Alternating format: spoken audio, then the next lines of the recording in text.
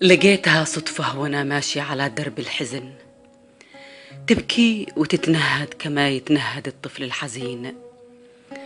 سألتها عن اسمها، قالت أنا اسمي اليمن، والدمع يجري على خدها مثل المطر من كل عين. لكني ما صدقتها، كررت أسأل أنت من؟ قالت أنا اسمي اليمن، واحلف على هذا يمين. أنا اليمن واسأل علي سيف بن ذي يزن، ولا اسأل التاريخ عني عن سبأ وعن معين. من غير مشعر نزل دمعي وهيجني الشجن، وشعرت إنه شدني لعناقها شوقي وحنين.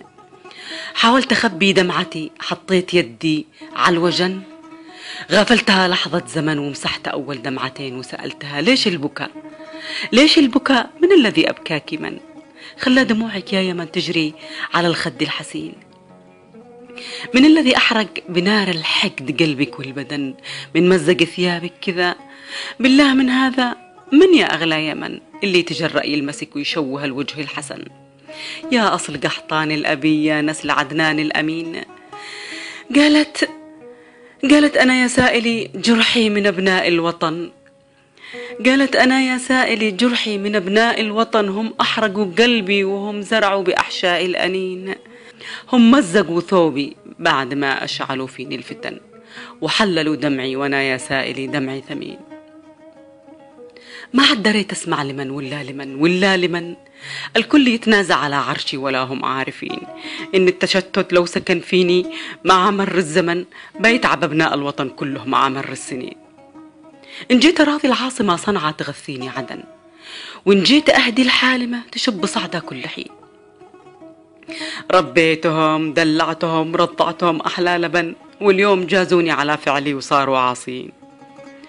سمعتها تشكي، نزل دمعي على خدي علن، ولا درت إلا وأنا في حضنها مثل الجنين أبكي وأصرخ في الملأ أم اليمن أم اليمن، آه يا أم اليمن. يكفي شكاء يكفي بكاء، تبت يداهم ظالمين. عرفت إني ابنها والجرح في قلبي سكن، ضمتني في أحضانها وقالت كفاية يا ظنين. رفعت يديها للسماء تدعي إله الكون أن يهدي جميع أبنائها ويخلي القاسي يلين. رفعت يديها للسماء تدعي إله الكون أن يهدي جميع أبنائها ويخلي القاسي يلين. سبحان ربي قلبها بالحقد ما يوم اشتحن، تدعي لكل أبنائها وهم عليها قاسيين.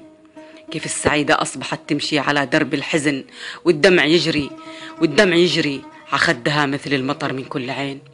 الله يسامح كل من خلى عيونك يا يمن، الله يسامح كل من خلى عيونك يا يمن تبكي وتتنهد كما يتنهد الطفل الحزين.